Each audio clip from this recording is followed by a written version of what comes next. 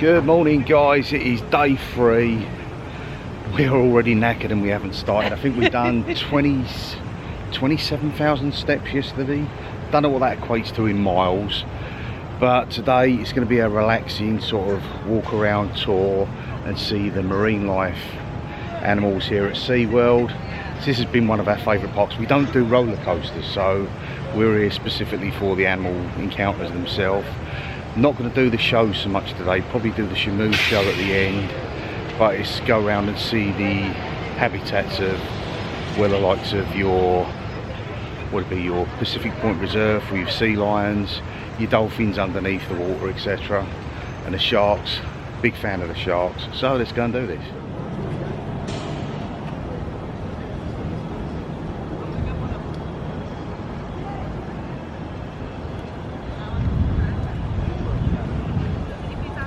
Beautiful Caribbean flamingos here. They just seem, I don't know, twice as tall as the ones that we've got at ZSL Whipsnake, unless it's a case of we're that much closer and they're not knee deep in water. Simply love the coloration. It all comes from the food that they eat.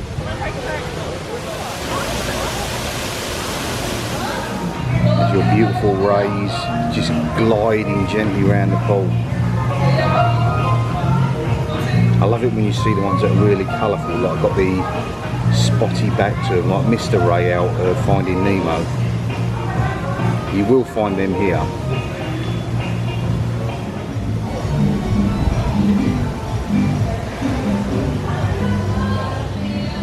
Look at the size of that beautiful beast over there. It is huge. Must have a span of at least 4 foot.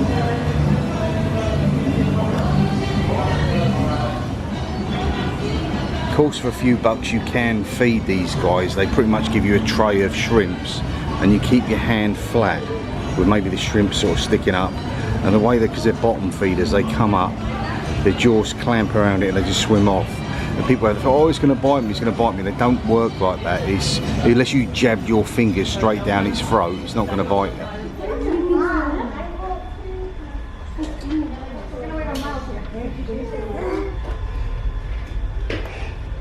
Look, this one's fun too. Oh my god. Oh, I'll try to be.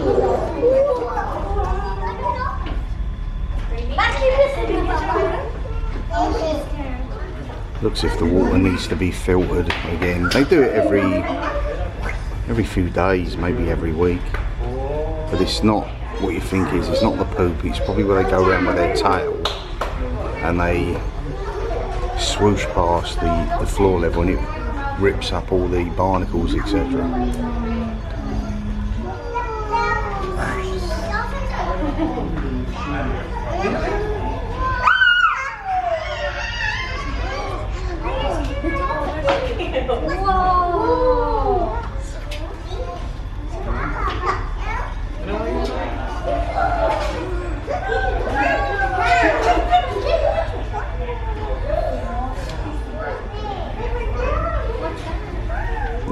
Super inquisitive and super intelligent. I believe there's 1 male and 8 females in this pool, and one of them's still got their young in there with them.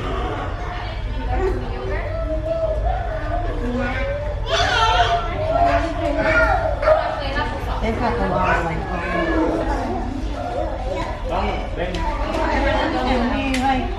I mean, they're just moving. Oh, yeah. Go on.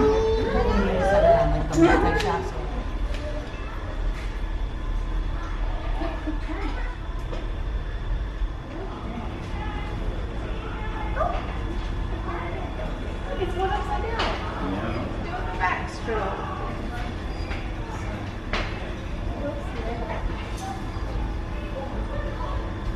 Oh, this one's spinning. Oh, look, a bunch of them. Whoa. Girls, get up there and I'll take a picture with them. I just click and then just leave.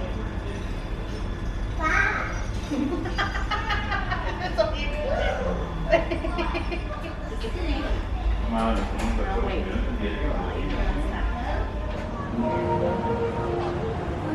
Let's go and see our friends the manatees. I simply love these sea creatures. Otherwise known as a sea cow. They have had other names, some of the larger of the species. I believe it was Christopher Columbus and his crew mistake them for mermaids many years ago.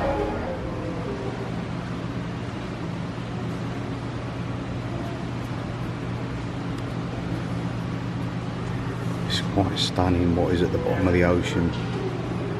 There's parts and depths of our ocean that we've not explored. We've actually seen more of the moon in percentage than we have of our own oceans. They are absolutely beautiful. The way they elegantly glide through the water.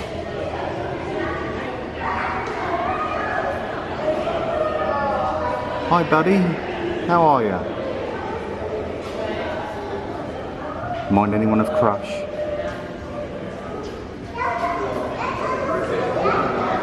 Yeah, sea dude.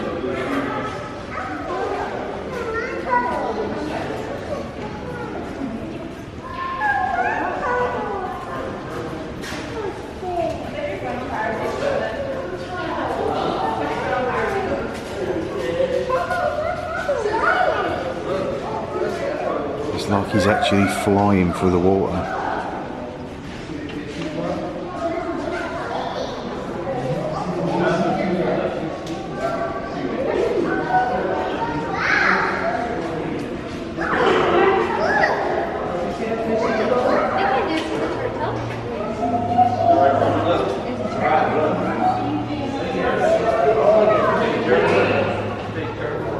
You can see the back of this guy's shell.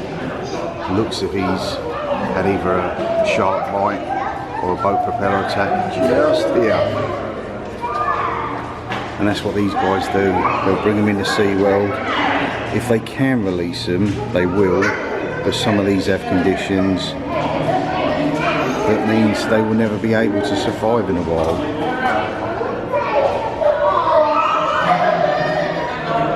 I feel really fortunate this year. Last year we was here and this was still being regenerated, so you couldn't actually see them. But it's brilliant just to be amongst these guys again.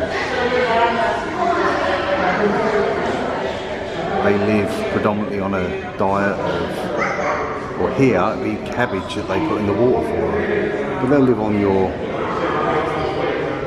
shrubs that are growing on the edge of rivers.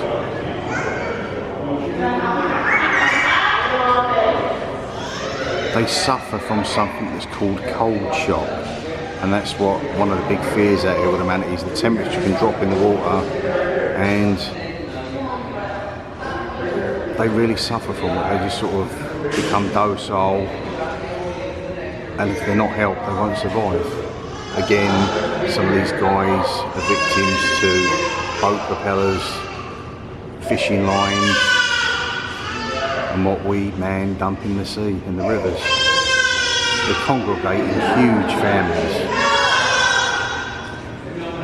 very acrobatic.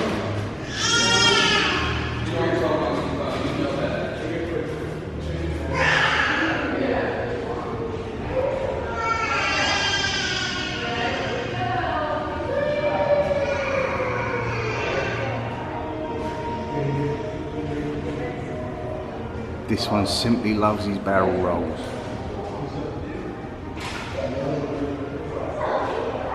But there will be mothers and calves in there, and there is a huge, it's the largest in the world, rehabilitation tank at the back where they'll treat their wounds, and if they have a chance of survival back in the wild, they will be released.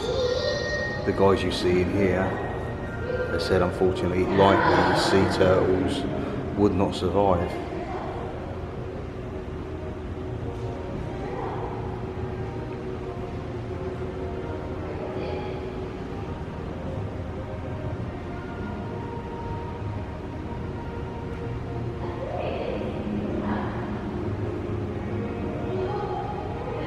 The sheer size of them, yet the movement in water is effortless. And they've got such a cute face.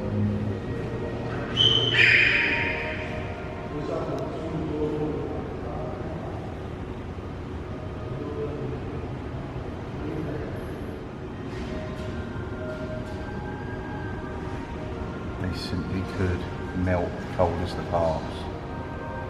And as I said, mistaken by the early explorers for manatees, not manatees, mermaids, they are manatees, or sea cows. I can't pronounce the larger the version of the family, begin with C. Not off the top of my head anyway.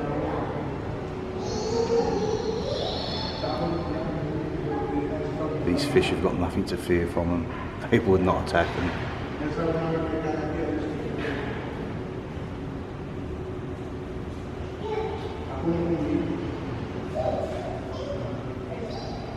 And they can just rest, motionless, on the ledges, the sea bottom. Look at that one.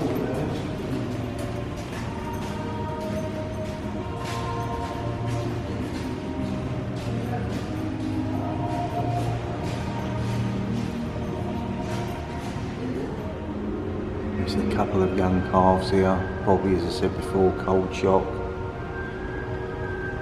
They'll warm them up gradually here, and then they'll be re-released, possibly into the Indian River. Cute little squirrel here, getting himself some food. It's not only the big creatures we need.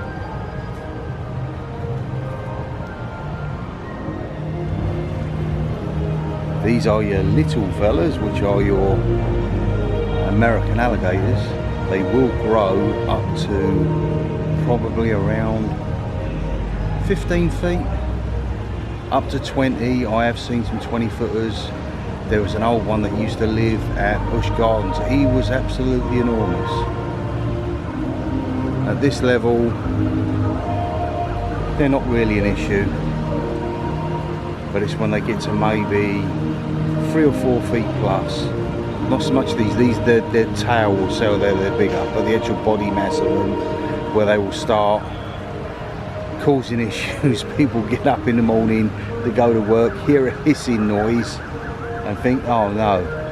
They know here it's not a puncher. They know here it's an alligator underneath their car. These guys could, the reason why you've got a glass screen at the top here, and the reason why the mesh goes out that way, if it was straight up, an alligator could climb that.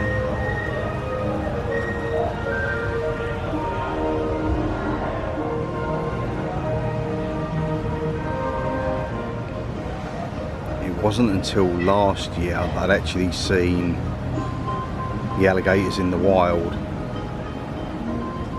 Not going to somewhere like the Everglades, we went to Celebration, and Adam the Woo has named them.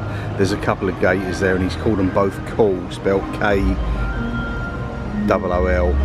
and they frequent Lake Reinhardt. But you'll see them, you get close to the water's edge, and they're swimming around, hiding in the reeds.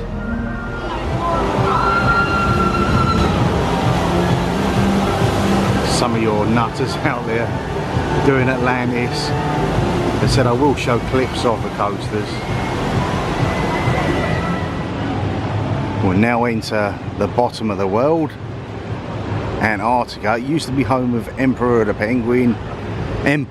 Penguin, should I say, which was a ride. It's like a dancey ride, you know, like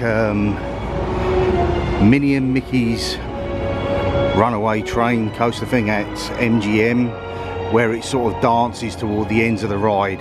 It used to do that all the way through here. I just think it had a few issues over the years. People stopped going on it, and now there is a new ride that's supposed to be coming here within the next 2 years.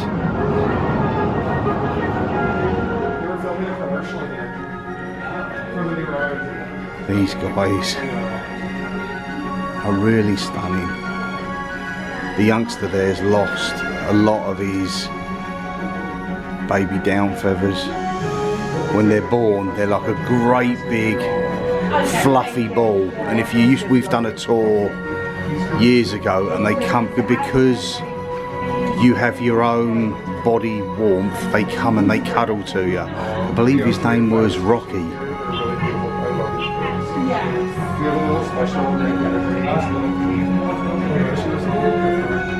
And I think what they do here with the penguins is they keep it seasonal. So if it's winter for them, it would be dark here.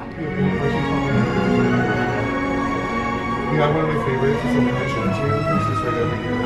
He's really saw the timer for about 4 weeks now. We don't know what he did, but can we make him say the issues that I got? No, yeah. We have our baby king penguins are probably Yeah. He's a lot lower than what she's expecting. Yeah. It starts right now. Wow, this is cold. It's actually colder in here than Wild Arctic, which has got the ice wall. But we were just talking to one of the cast members here about the new upcoming family coaster ride here, and it's going to be a gentle, like, snowmobile ride that you have a slow launch, and it will be like you're sitting on a motorcycle. Obviously a snowmobile is a kind of a bike, and it will take you through a windy sort of path, and it will bring you out here to the entrance of where the penguins are.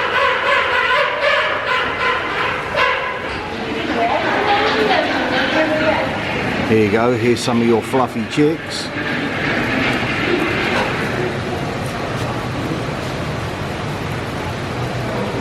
He said there used to be a tour, I done a tour years ago here, and they had puffins here at the time, so I stood there in this classroom with a puffin on my hand, pooping all over the place, and then you come through and you pretty much walked around the back area around here.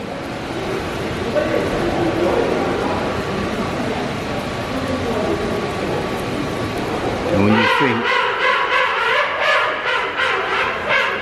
there is no barrier here, I'm virtually within an arm's length of king penguins, getting to Rockhopper.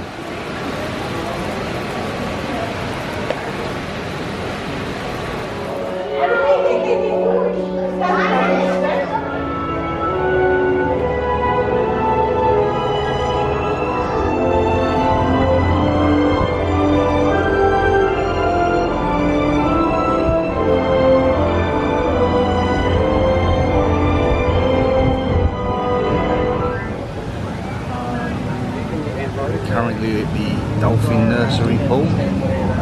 These are where your little young babies are.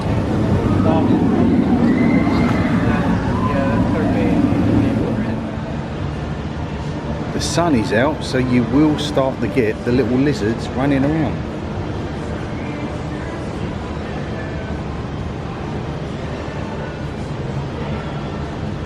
He'll shoot off. Go on.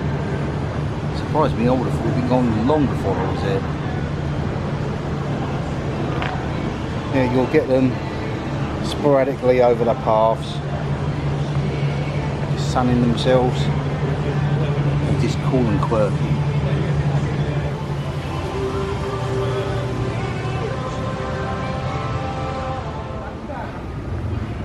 Okay, time to see some of my favourite creatures of all time. It's ironic that we're here at Seaworld, the park synonymous with Jaws 3D.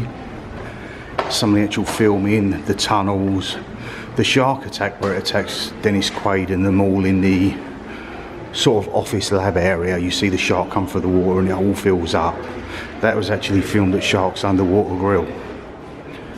When I first come here in '97, this tank here, it's not a very big tank at all, but it must have had somewhere in the region of 25 barracuda in it. They were huge, like torpedoes with teeth.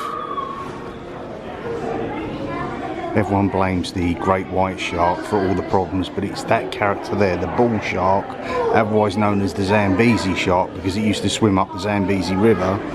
There's one of these breed of sharks that can actually live and thrive in both fresh and seawater, and they love the surf. And obviously, the same as I say with all the films with Jaws, the great whites, etc., the splashing about in water really attracts them. And you've only just got to be, a lot of it's accidental. People might step on a shark. You say, why would he step on a shark? Because they might be resting on the bottom or slowly swimming around, and then you get what they call a provoked attack. An unprovoked attack is when the shark sees you as maybe believes that you're a seal or a sea lion and will have a go at you. Hence, the answer to that is do not swim in the water where there's cows. A large group are there. And these are your sand tigers, your ragged-tooth sharks. There's a leopard shark swimming around there next to a grey reef shark.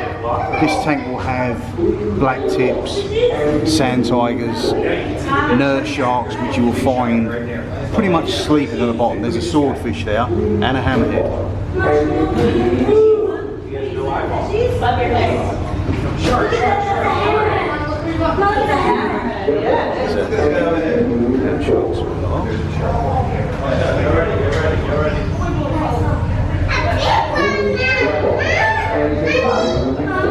Look at that beautiful hammerhead.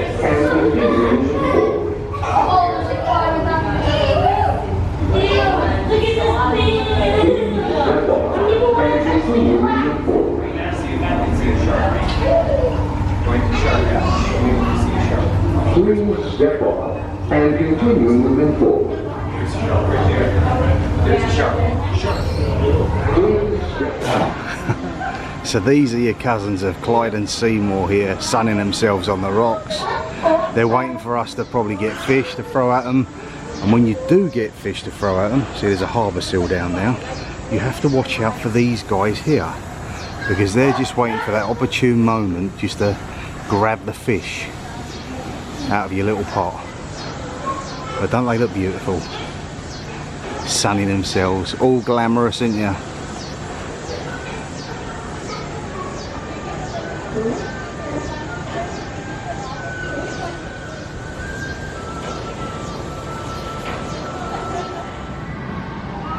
They are like something that's prehistoric. Really, really scary looking. But yeah, they're just birds.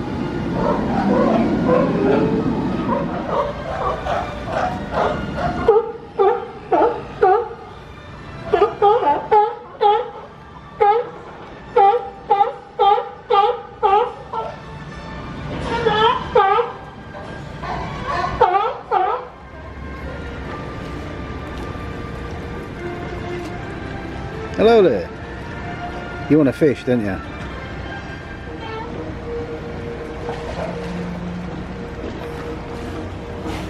I don't know about you guys, but I really fancy a dip now. The temperature, although it's got a little overcast and we could see a storm this afternoon, it is blisteringly hot.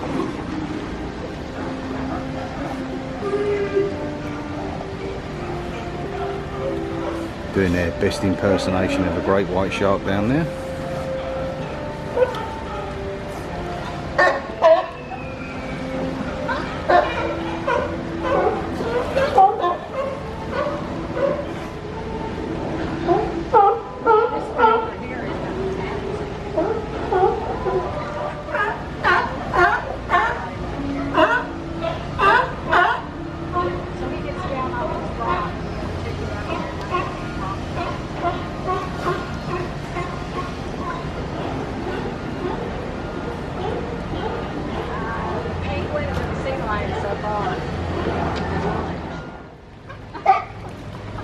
Him waving his little flipper there. Can I have a fish?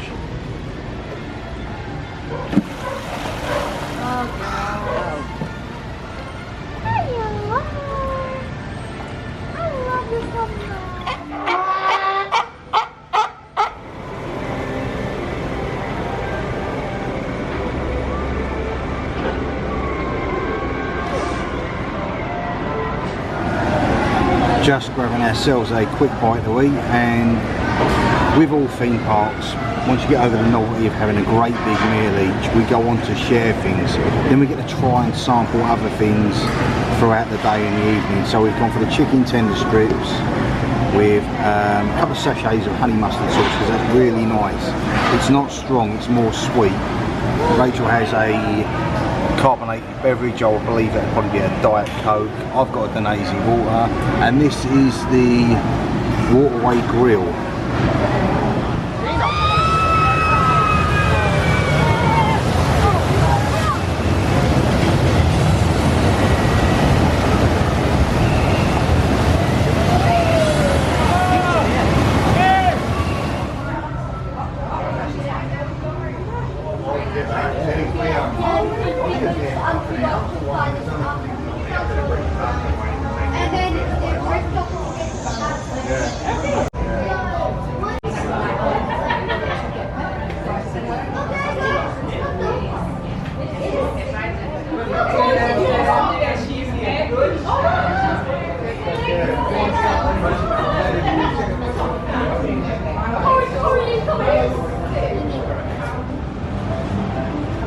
there, right in front of you, is a sleeping killer whale.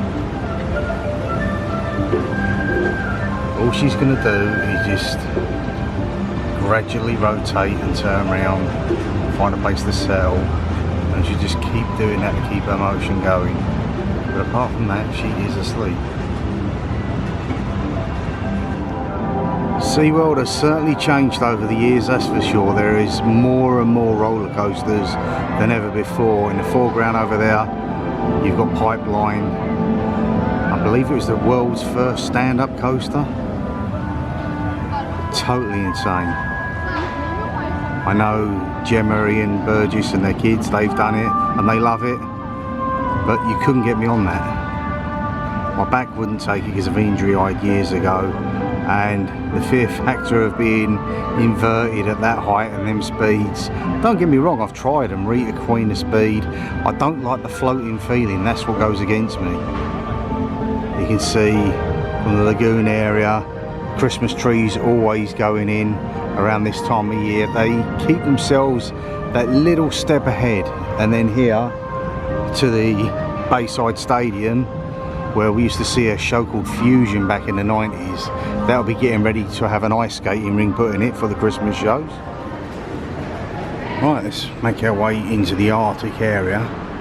This used to be called Wild Arctic, the ride here. These are the doors to the exit. It was a simulator ride. First ever ride I ever done in Orlando, Florida.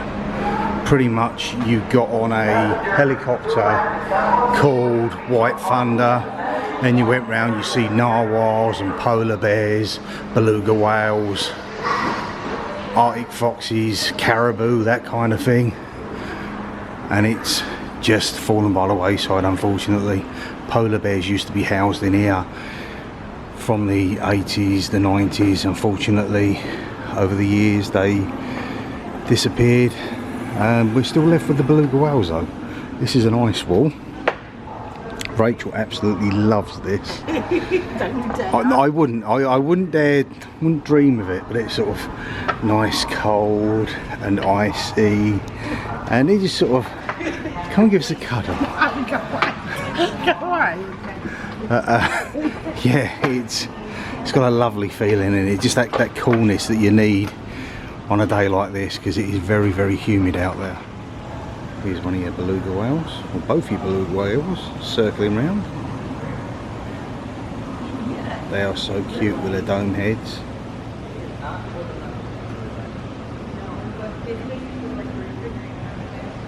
I don't know whether they still do the encounter. It's one of the ones that we really wanted to do, and we may still do it one year.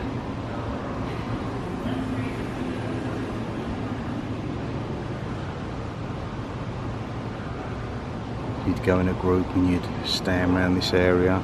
Beluga whales would surface out of the water, do little tricks for you. You'd throw them things, feed them, and have an interaction, not with just them, it's an interaction with a trainer for half an hour with those.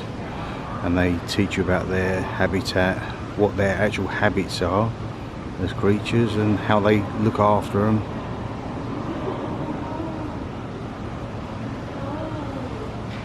So gentle and so graceful.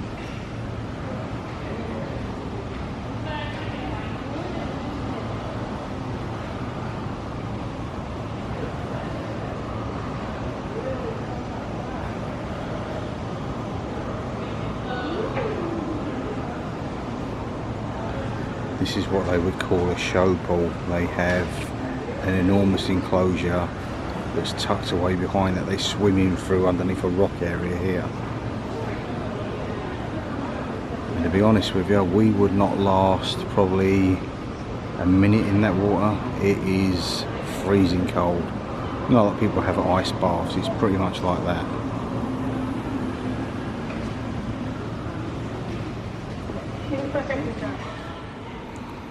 This was back in the day your polar bear enclosure. 9 times out of 10 you'd see them sleeping in little cubby holes around there or around here in the corner. Sometimes playing with some larger items like that in the water, but don't be fooled by that, there's none in here anymore. It's now home to, I believe, the harbour seals. You can see one just floating just around the water edge.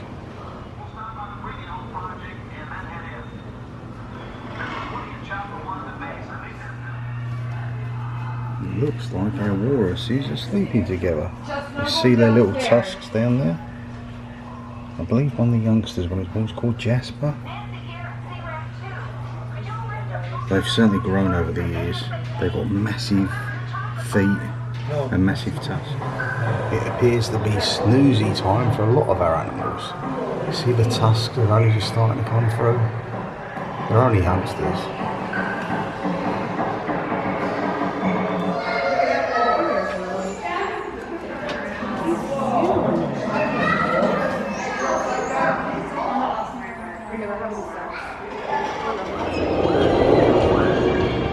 That is your icebreaker.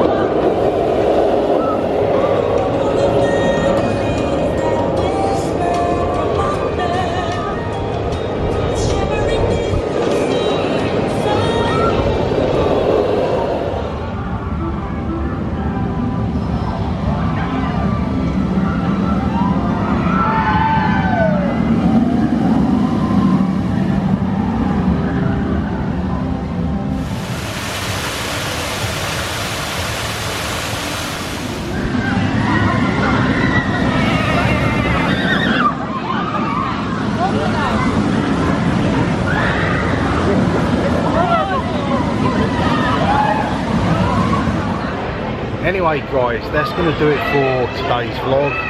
Seaworld holds a very special place in our heart. It was the first ever theme park I visited in Florida back in '97. I think I'm pretty much fast approaching 50 visits now. As I said, we don't do the roller coasters. For us it's the shows and the animal encounters that is our be all and end all. Seaworld has changed so much over the years now that you can come and do different things. You can come and see the wildlife, you can come and see the shows, you can come and just do the rides. It has everything, mix them all up. Plus we've got the likes of Howlo Screen here now. You've got the Seaworld Spooktacular this time of year as well. So it's definitely worth looking and just sort of taking yourself and your family for something that's a bit different. Anyway guys, thank you so much for watching. Can this day get any better? Well, we're going to go and do some shopping. Tomorrow's vlog, we'll catch you at the Magic Kingdom. Anyway guys, thank you very much. See you next time. See you in the movies. Bye for now.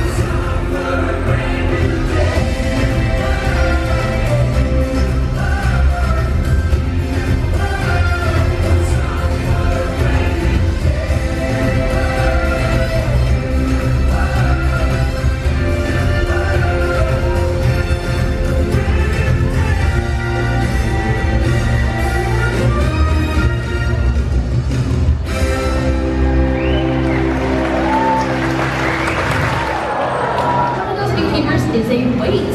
So what we do to weigh our killer whales is we ask them to slide onto a killer